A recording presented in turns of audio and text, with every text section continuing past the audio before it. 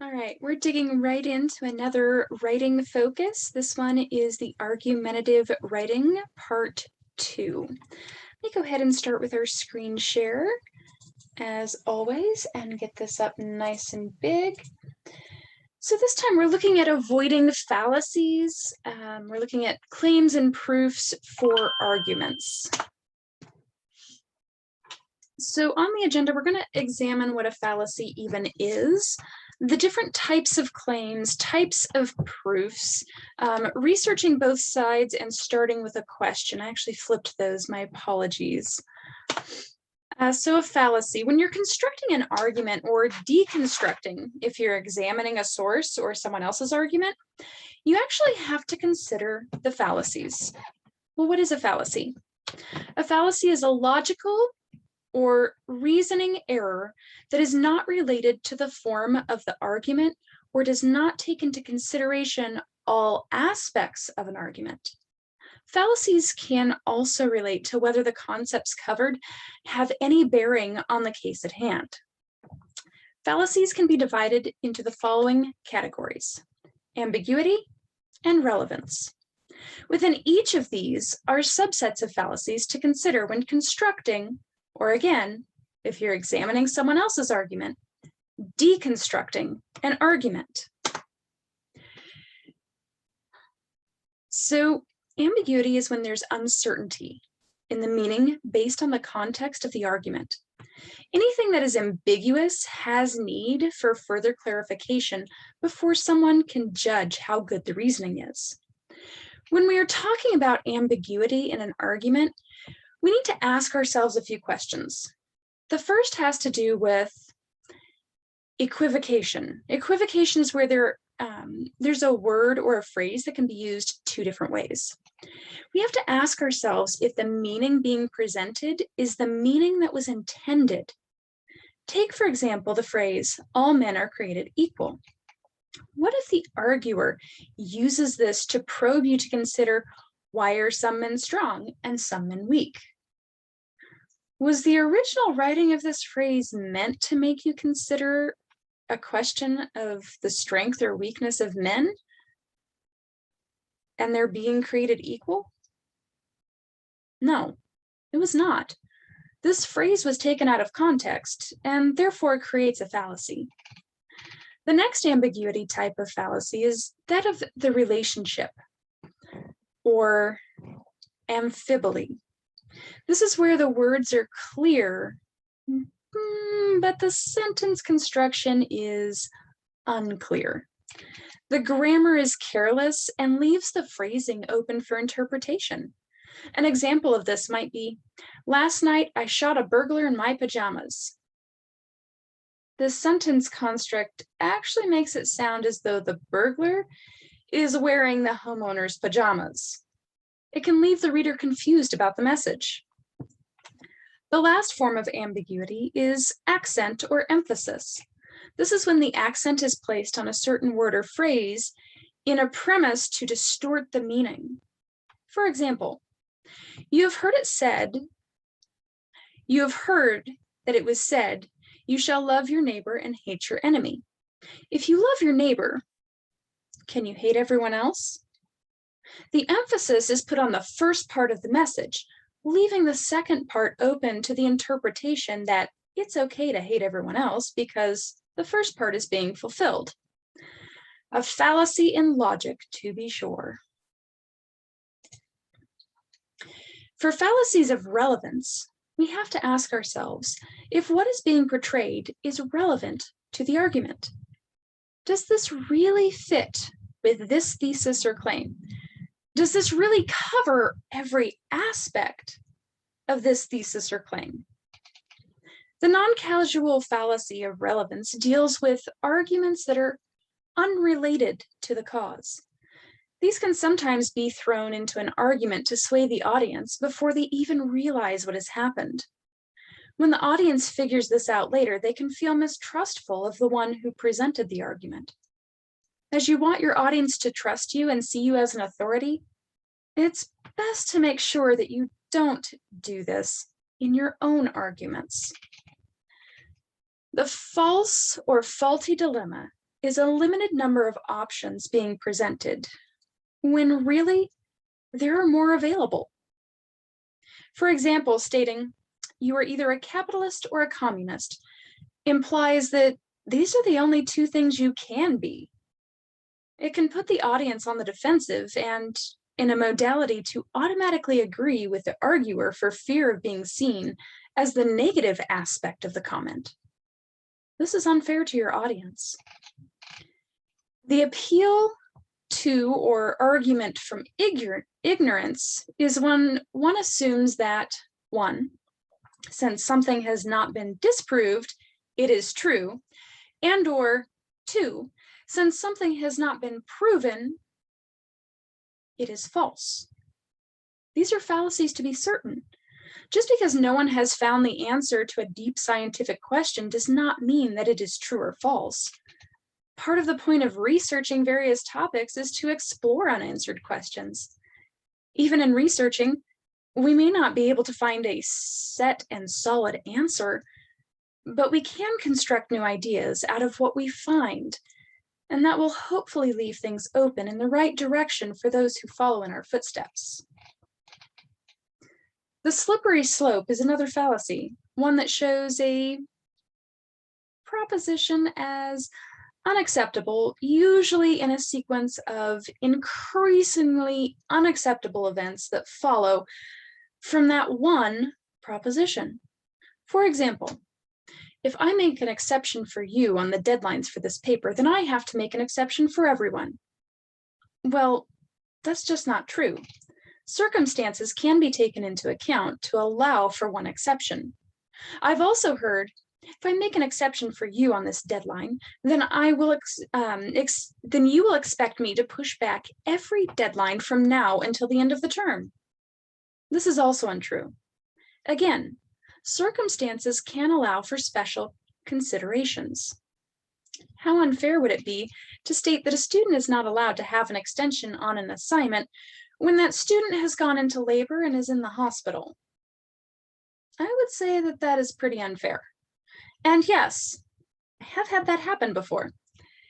It is not a slippery slope to allow this student an extension because it's a viable medical reason for the extension. I highly doubt that everyone in the classroom will be able to ask for the same extension due to that same reason. I could be wrong, though. So watch out for the slippery slope.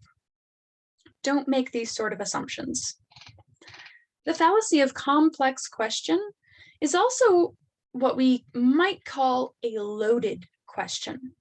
So the arguer presents the audience with the question that is really based on a questionable assumption.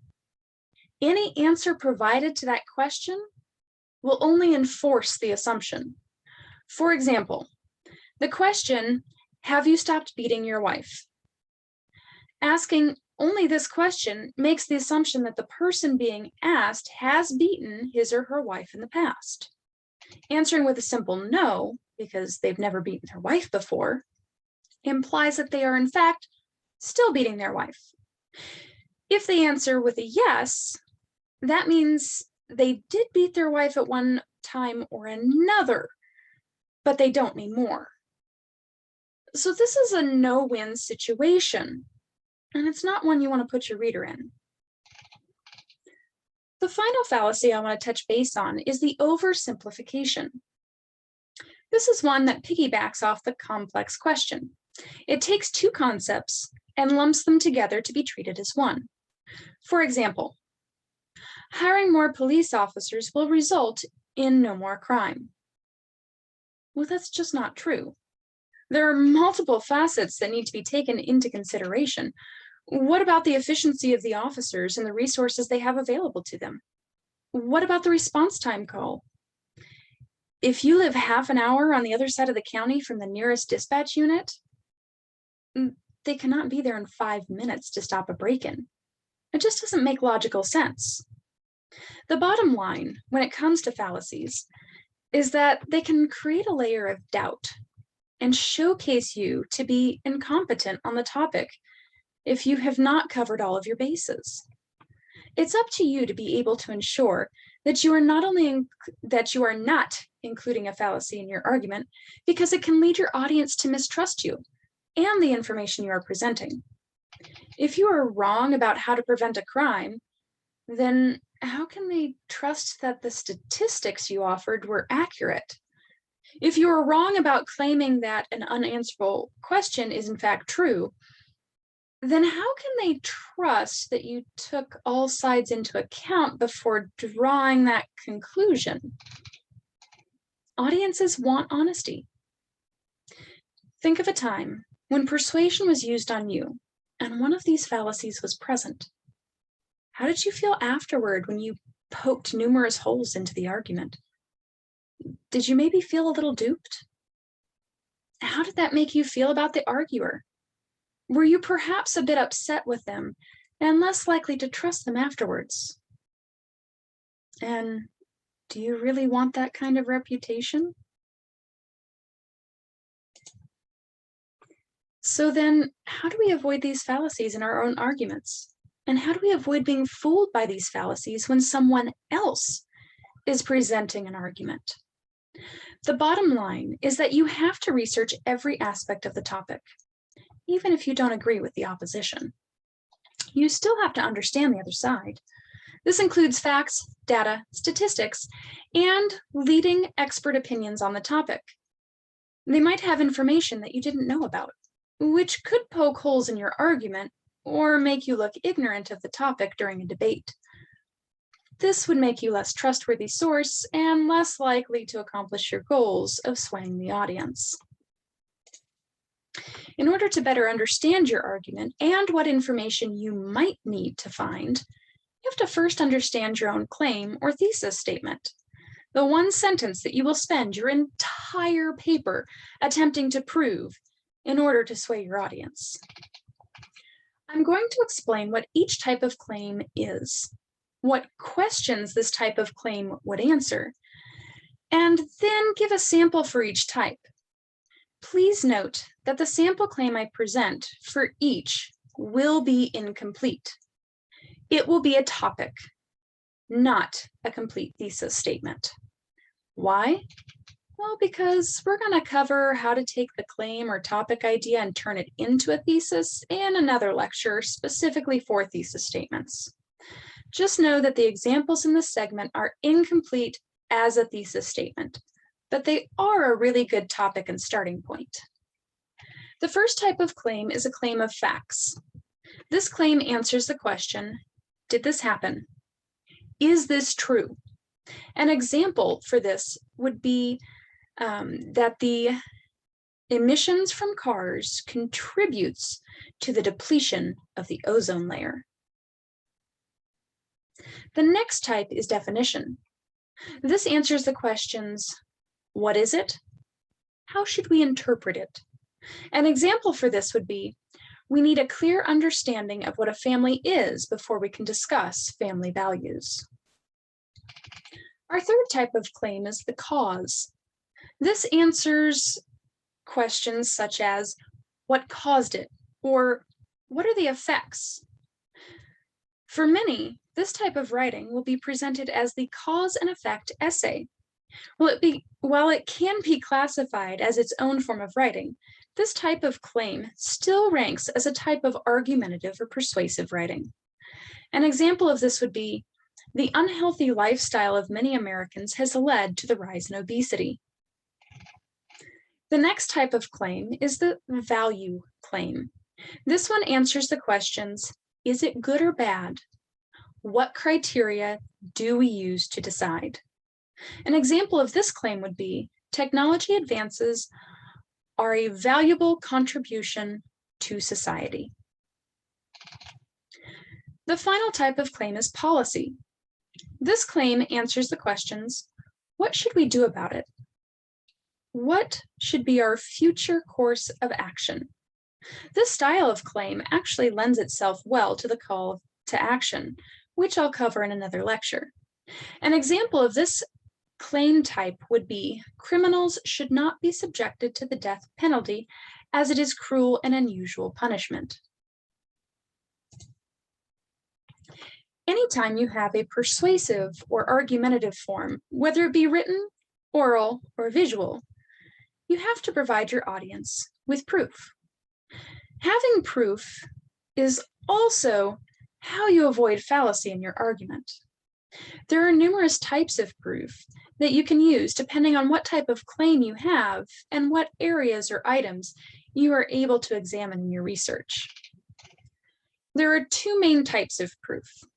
These are circumstantial and intellectual. Circumstantial proof is physical proof. A prime example of this would be a murder weapon or blood-splattered clothes. The other form is intellectual proof. This type of proof relies on insights in the form of verbal or written language. Almost every other type of proof we cover will fall into one of these two categories. As you listen to this next segment, try to figure out if each of these is circumstantial, intellectual, or a combination thereof. Deduction in an argument is where one draws a conclusion from a general principle. An example of this would be, all men are prone to prideful boasting. Socrates is a man, therefore Socrates is prone to prideful boasting. Intellectual or circumstantial? Definition is an argument. This is when the arguer proposes a meaning of a term to the audience for approval. Then the arguer states that the claim should be accepted based on the definition. An example of this would be, willfully taking a human life is murder. Suicide is a willfully taking of a human life. Therefore, suicide is murder. Whether you agree or disagree, I have actually seen some of these as thesis statements from students. And yes, usually the persuasive or argumentative essay thesis or proofs can create a heated argument. So do be careful on how you word it and how you approach it. The cause in an argument places the subject in a cause-effect relationship to show that it is either the cause of an effect or the effect of a cause. An example of this would be, children of single-parent families are prone to drug and alcohol abuse. The arguer might then offer up an example of children from single-parent households who had abused drugs and alcohol. They would follow this up with the lack of the second parent in the home having caused this drug abuse problem. This could then be coupled with statistics to strengthen the points. Another proof is signs. A sign is an argument of a specific and visible sign or circumstantial evidence that is sometimes used to prove a claim. A prime example of this would be, there was blood on her boots that matched the victim. Therefore, that person is the murderer.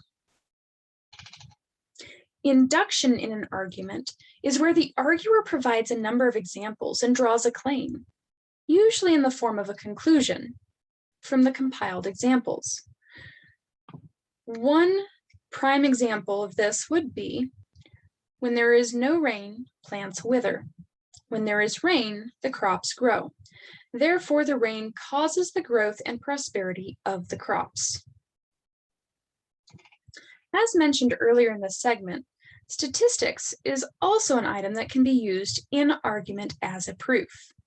When using statistics in an argument, the arguer describes the relationship among the data, people, occurrences, and/or events.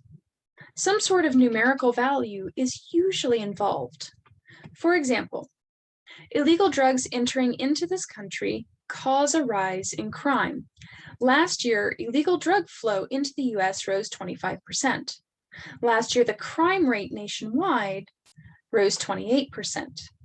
The arguer is taking factual numbers and applying them to their claim in order to strengthen it. Another form of argumentative proof, or evidence, is the analogy. With this form, the arguer can choose two different aspects. The first is the historical and/or literary analogy. These explore the similarities and differences between items in the same general category. For example, the arguer might make a direct comparison between the events of Pearl Harbor and the events of 9/11. The other analogy that often gets used is the figurative analogies, where the arguer uses figurative language to do the same thing. For the authority proof, the arguer will refer to either their own credentials or that of an expert whose expert opinion or data they are using to construct and support their argument. For example, a recent survey of the scientific community confirms that the ozone layer is depleting. It's pointing to experts. The final proof is the motivational proof.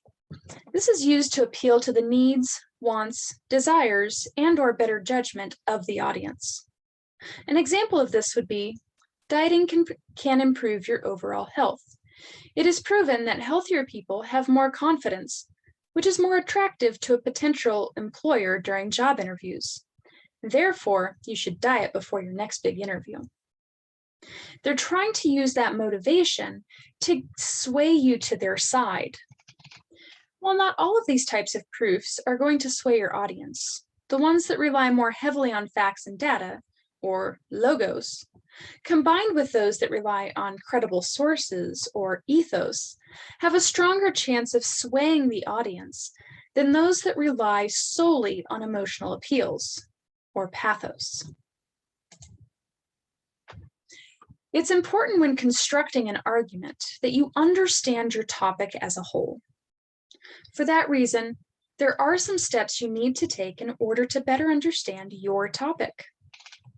Your first step is to survey your topic. For this, you will need to do some lateral reading that covers both sides of your topic or issue. What is lateral reading? Lateral reading is when you skim multiple sources for key data to help verify that what one source says is correct and unbiased. After you've skimmed a few items, you will need to select the one that you feel is the strongest source. Think back to the crap test lecture and how we evaluate our sources.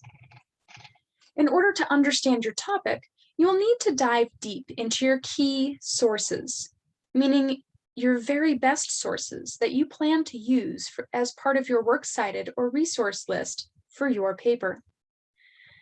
The steps that follow are an in-depth way to research as well as to examine a mentor text, which is a piece of writing that you believe is done really well with a writing style you want to emulate in your own work. The first few steps apply to examining your sources. The last two steps are for both examining your sources and thinking like a writer. To really dig into your sources, you will begin by reading the introduction and finding the claim, as well as reading the last paragraph or conclusion, to affirm that you have indeed found what the author intended as the claim. Look through any headings and subheadings that might be present so that you understand what ideas are presented in the piece and where. For a fast understanding, you can read the first line of each paragraph. This will give you a clear picture of what the piece covers, so that you know if the source is valuable to your argumentative writing. Next, study any visuals, charts, or graphs. Do these give you any indication of what the source covers? And will the data provided be useful for your thesis? Finally, be sure that you have identified any keywords or phrases that represent the main concepts. This will give you strong language to use in your own paper or to use as a search for more sources. The next step is to divide the source into chunks or parts. You can draw a line across the page each time the subject changes to note a shift from one subtopic to the next. By doing this, You are chunking the text into more manageable pieces. With the pieces being more manageable, it will be easier to find the bits of data and information that is needed to support each of your own subtopics, counterclaims, and rebuttals. You also need to ask yourself why the parts of the article or paper are chunked the way they are. The reason you want to do this is so that you are better able to understand your source and think like a writer. You want to see what was done well in terms of organization and see if that is a style that you can apply in your own piece of writing. We call this using a mentor text. This goes to the idea of monkey see, monkey do.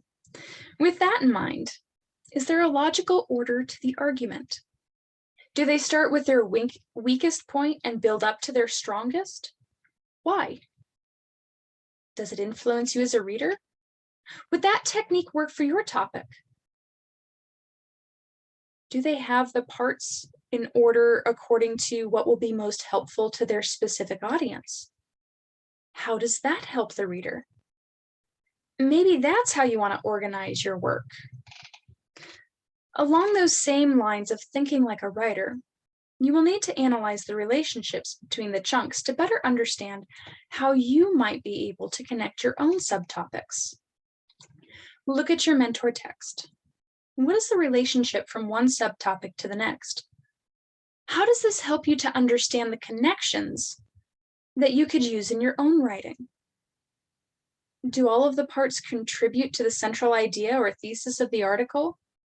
How can you ensure that your paper has all parts contributing to the central idea or thesis of your paper? And our last slide. Last time, I told you that the best place to start was with a question. This is still the best policy. So what question would you want to find the answer to, and why? What are some subtopics within this question that you might be able to research? This becomes important later. So definitely generate a list of items within the topic that you could research to support your opinion or stance. After you have a quick list of your own researchable items, you will want to take a moment to brainstorm what the opposition might say that is in stark contrast to your quick list. Jot that down as another quick list of items that you think would be researchable for the opposition. Again, without understanding both sides of a topic, or even as many different sides as possible, if there is more than the standard two, you are not going to be able to present a strong argument. You have to research as many aspects and varying sides of the topic as possible. That's really the only way to understand your topic in its fullness and be able to present it like an expert, which is exactly what you're doing with this persuasive or argumentative piece. All right, if you have any questions, comments, or concerns, make sure that you send them via the inbox for your learning management system so that it definitely gets to your professor. Thanks so much.